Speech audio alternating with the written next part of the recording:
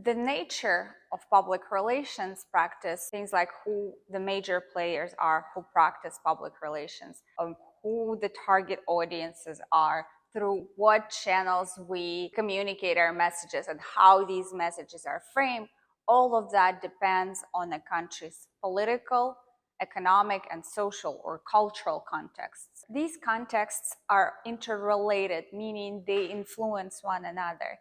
And they also shape the country's technological development and its media system, all of which influence what the public relations practice is going to look like in a country.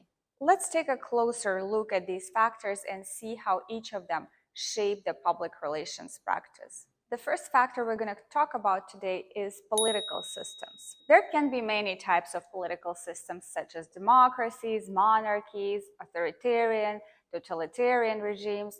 But for our purposes, the only thing that really matters to us is the level of political freedom in the country. Because out of 192 countries that are the members of the United Nations, all of them are going to claim that they are some kind of democracy. But if we look at concrete, measurable things associated with what we here in the United States understand as democracy, like civil liberties, fair elections, free speech, and human rights, things don't really look so optimistic for the most of the world. Here's a map showing the level of political freedom around the world. This is the Freedom House Democracy Index. Countries in green are considered free, and those in yellow are partly free, and countries colored in purple are considered not free. As you can see, political freedoms are really restricted in many places around the world. Now, in what ways does political freedom influence public relations?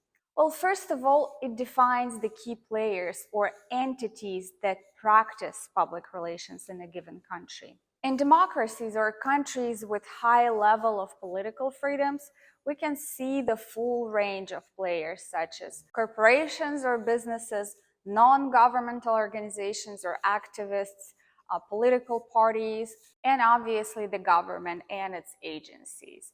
As you can see, while the government is still a player in public relations, it's not the only player. And in fact, in many democracies, major entities practicing public relations are actually corporations. All of these entities in a democracy have a fair chance to influence the national agenda because of free speech and access to media.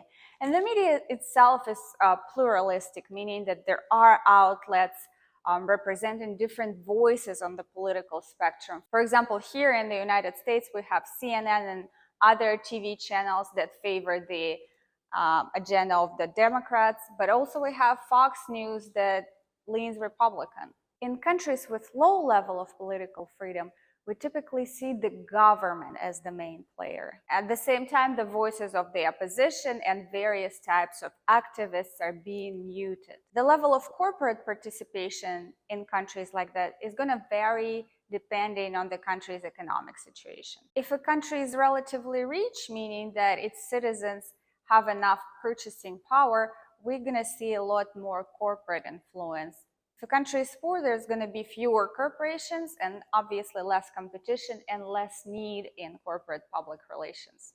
So corporations in those countries typically do have access to media as long as they don't have any political agenda. Obviously, political activists, political non-government organizations, as I've said already, they're muted there. But the extent to which non-political NGOs, non-governmental organizations are involved will also depend on the country's technological and economic development, and we're going to talk a little bit later about that. As a result, the level of political freedom shapes the nature of public relations practice. Democracies or countries with high level of political freedom, they typically practice two-way public relations model because the more competition there is, the more sophisticated forms of public relations we're going to see in those countries. Low level of political freedoms means less competition, less challenge, less pressure from the activists, let's say, and hence more primitive forms of public relations such as propaganda and public information, at least from the government. If the economics of those countries is competitive, then the corporations will probably practice more advanced forms of PR and those forms that include the feedback loop from the audience. So they will do social listening, they would do customer satisfaction surveys and things of those nature, as long as they're non-political issues. I personally happen to work in a public relations department for the ruling political party in Russia. It's called the United Russia.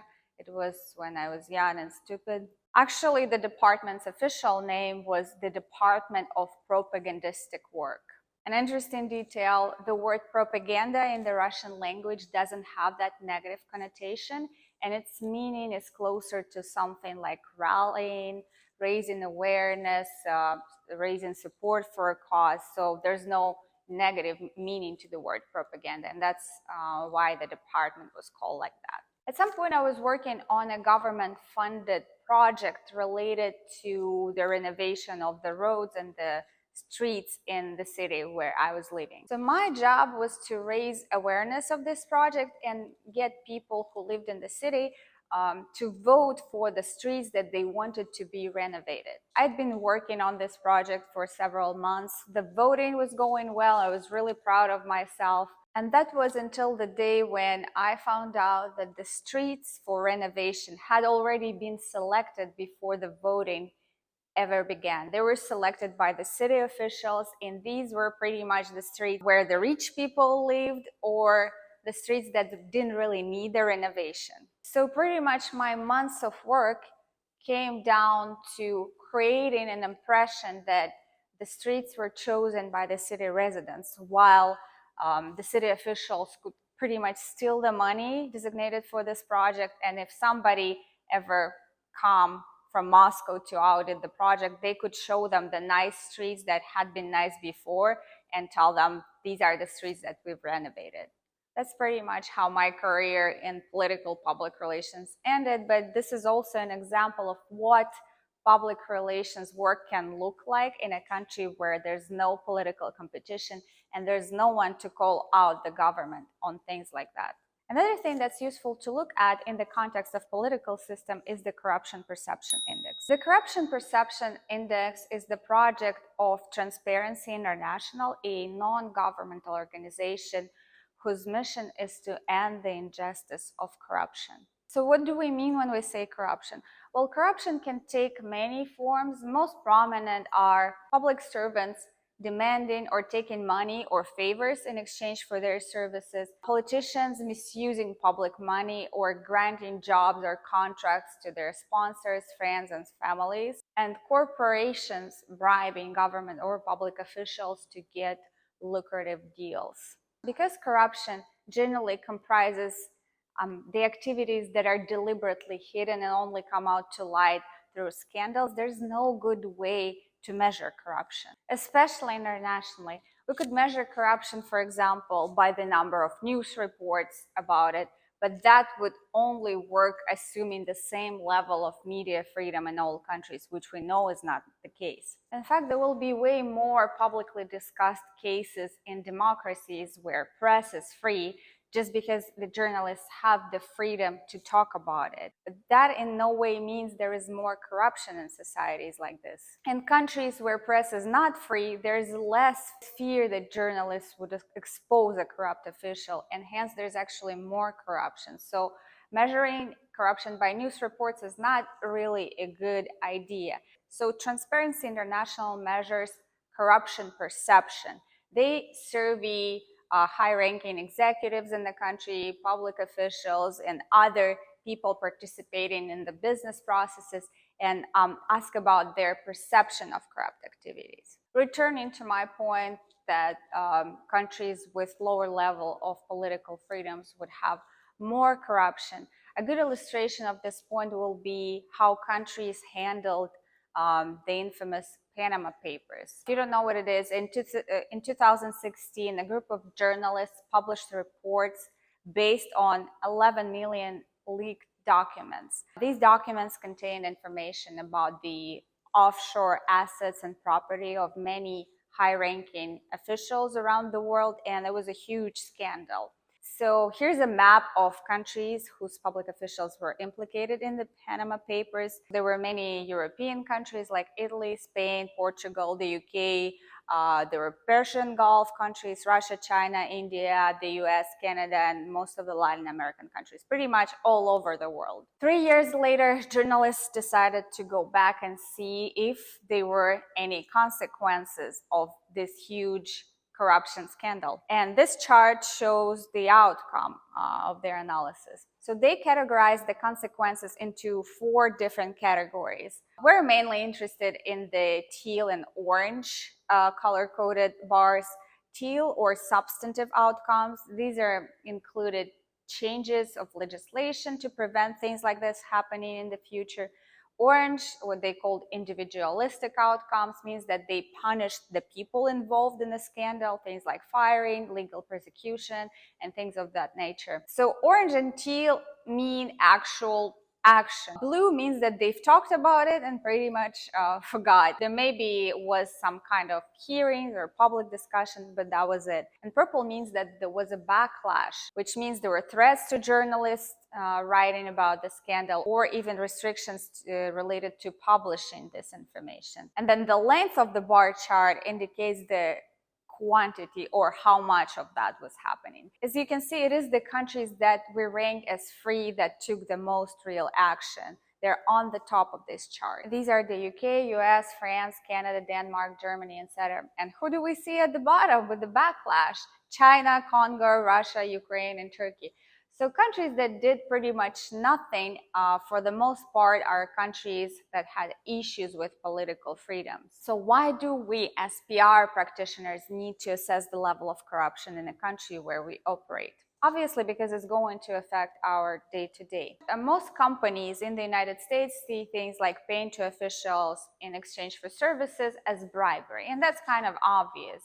But there are small things that might really get you in trouble. Things like paying for government official transportation, a flight or taxi, paying for their meals, or even like things like small gifts are all considered bribery. And that's something that your corporation here in the United States will train you on. This is a required training. But if you're practicing elsewhere, it might be a little more complicated. For example, in some parts of Asia, in the Middle East, there's a practice of bakshish. This is a small gift that you present to a person you do business with.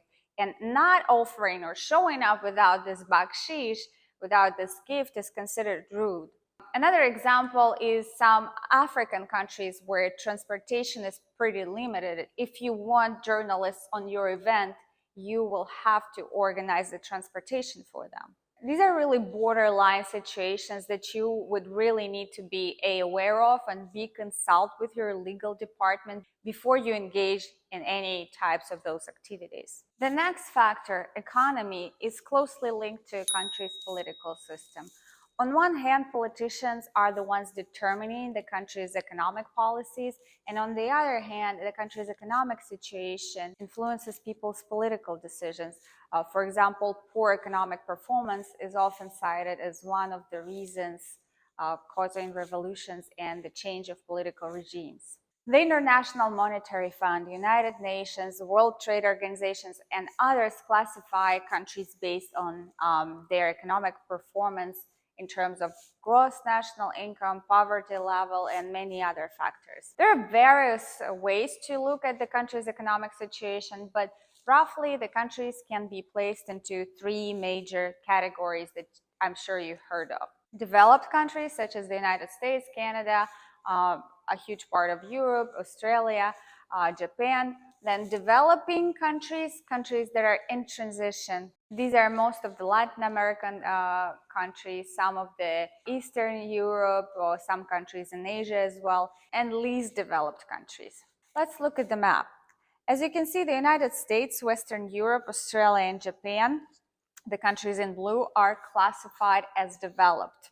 What does this mean? So developed or post-industrial economy means that service sector services provide more wealth than industrial sector. In those countries, we're going to see a pretty high quality of life. We're going to see advanced technological infrastructure, and GDP per capita is going to be over $20,000. GDP per capita means how much an average person produced in goods and services in a given year. So the countries with high quality of life, high income, service industry, generating more money than the industrial sector. Most countries in the world, including Latin America, most of Asia, and the North and South Africa, are developing economies. And these countries are in the process of industrialization. These are middle income economies. Quality of life is lower compared to developed countries, but not as bad as in the least developed. The infrastructure is also going to be a little less developed. We're going to be talking about technological infrastructure later on. And these are the countries where GDP per capita is higher than $1,000 and less than $20,000. As far as the least developed countries are concerned, here we can see the sub-Saharan Africa countries south of the Sahara Desert, Afghanistan, and a few countries in the Southeast Asia, Nepal, Bangladesh, Burma, Laos, and Cambodia. They are characterized by the fact that these countries are almost entirely agrarian, meaning they have very, very few factories and pretty much most of their income comes from agriculture. Those are the countries with GDP per capita less than $1,000 per year. The average income is less than $1,025 per year. Also, we're going to see a lot of poverty here, unfortunately, and limited access to healthcare, education, and hence lower literacy rates as well. So, in what ways does the country's economic development shape public relations practice? Obviously, the richer the country is, the more disposable income its citizens have, and the more they spend in general, and the more they spend on non-essential products and services in particular. As a result, we have way more corporations willing to get a piece of this lucrative market. This means more competition and more need in public relations, as well as more sophisticated public relations practices related to market research and various ways of customer engagement. So economic development definitely influences the number of players in the field and the quality of public relations practices. But that doesn't mean that public relations does not exist in countries that are poor. It just means that the main purpose of public relations is going to be different here. In the least developed countries, you'll see many international non-governmental organizations such as the Red Cross, Doctors Without Borders, and so on and so forth. Whether it is a good or a bad thing, the presence of NGOs in these countries is still being contested. The problem is that those international organizations, when they are fundraising in wealthier countries, they sort of further contribute to the image of those countries as poor and underdeveloped. This is called the pornography of poverty. And another problem with that is because these organizations are providing so many things to these countries, their governments are less motivated to make an effort on their own. Anyways, all of those organizations still practice public relations there. Their public relations work within those countries has to do more with improving citizens' access to food, water, education, healthcare, etc., etc. And this is what we call developmental public relations. So their main function is to aid the development of the nation. If we're talking about it in Grunig's classification, this type of public relations practice can be described as one-way public information model. For example, there's not so much opinion research going on, which is one of the main indicators of two-way communication. Just because how difficult it is to survey people living in small villages that are scattered around the country with very limited road infrastructure, let alone internet access. PR practitioners in those countries often show up in person and explain to the community what they do and why it is important, for example, to get vaccinated and how to prevent a certain disease. So in other words, the level of economic development in a country also determines a purpose of public relations, shifting it from a mainly sales support function in rich country to a mainly development support function in the least developed countries. As a result, it also influences who are the main players in public relations. In developed countries, we tend to see a larger share of corporate PR, whereas in the least developed, we'll see fewer corporations and more NGOs. Another important factor that shapes public relations practice is culture, but this is a huge topic and I'm going to cover it separately. The next factor, technological development, obviously depends on the country's economy, but it also feeds back to it. In other words, the wealthier the country is, the more advanced it is technologically. On the other hand, the more a country is technologically advanced, the lower the cost of production and the more money it can make. When we hear the word technology, we typically think about things like 5G, the internet, and things related to computers. This is all called the high-tech sector. But things like road infrastructure, the availability of electricity, and the population literacy rate, all of the things that we take for granted in here also fall under the umbrella of technological infrastructure. As PR practitioners, we're mainly interested in technology in terms of how or by what means or through which channels we can deliver our messages to our intended audience. Now, according to Hootsuite, as of July 2022, we have 63% of the world population being the internet users. So it's more than a half. That's great news. However, depending on the audience of your campaign, there's still a chance that you might not be able to reach them via the internet. As you can see, the internet penetration rates vary by region, with South Asia being at 46% and the Middle and Eastern Africa being under 30%. This will also vary within countries. Internet penetration is typically higher in urban areas and is closer to zero in rural ones. Even things like literacy or people's ability to read and write should not be taken for granted. Let's say you are planning a campaign that targets a rural area somewhere where the level of technological development is low. You might want to consider alternative channels such as door-to-door campaigning, word of mouth, or even street art to make sure your messages reach whoever they must reach. Here's, for example, how UNICEF utilized murals or street art to prevent the spread of COVID-19 in Zimbabwe.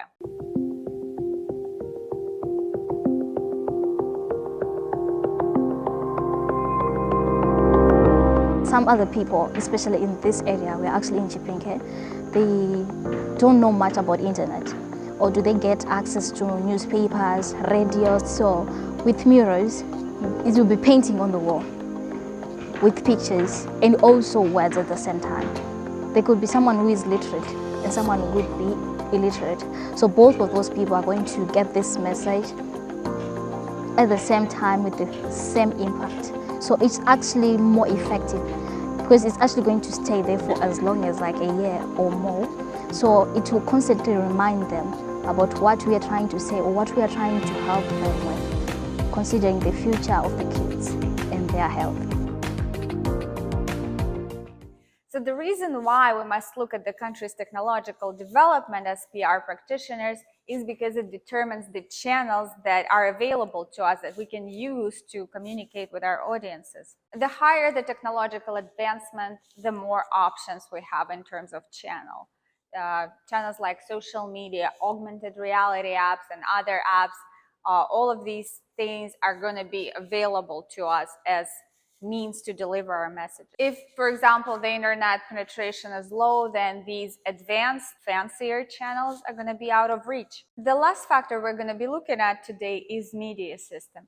Obviously, understanding a country's media system is important for us as PR practitioners because media relations is a huge part of our day-to-day work. There are three things that we need to understand about our host country's media system. Media control, or who controls the media in the country. Media access, who does or who does not have access to media to spread their messages. And media diffusion, how widespread and popular channels are.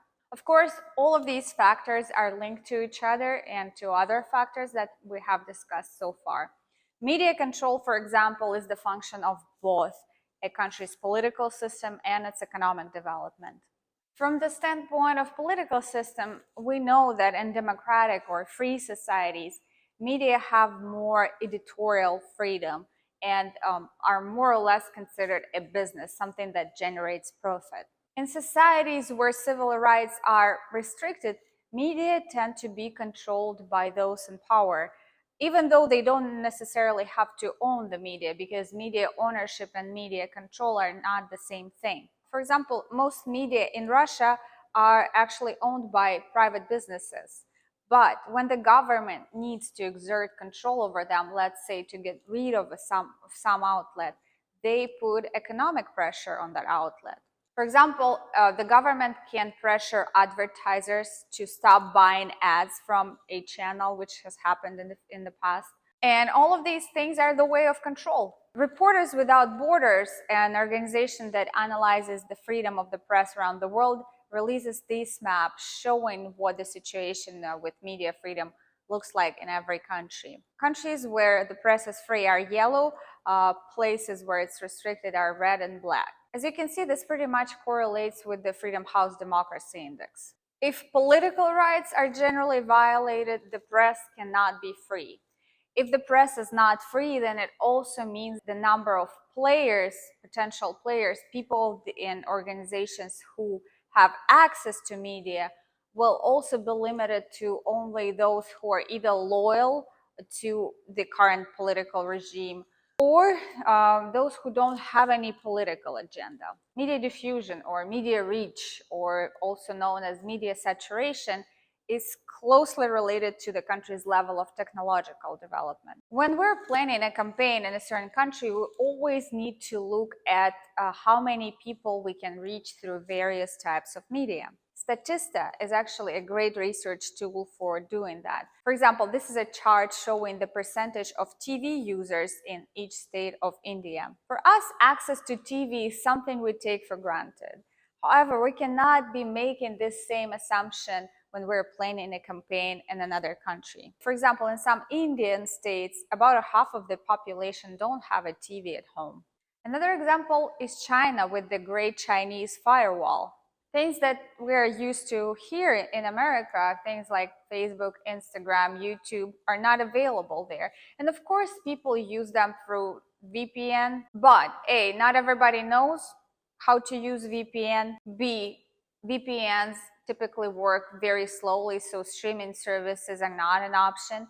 And C, it's very, very inconvenient. If you ever happen to use VPN, you know that for example, if you want to open your Instagram and then you need to order food or taxi or use other services that use your geolocation, you would need to turn your VPN off. And then if you want to log into Instagram again, you will need to turn it on. So like switching back and forth is not super convenient. So even though these services can be available, not everybody uses them. A huge share of the population is not using them that often. So as a result of the Great Chinese Firewall policy, China has its own pretty developed social media industry. And you will need to familiarize yourself with this industry if you're planning a campaign in this country. To sum up, contextual factors such as culture, political system, economic and technological development, as well as the media system, all shape the public relations practice in a country. So when you're planning a campaign in another country, or if you're planning to work in another country, you will definitely need to start your research with these contextual influences.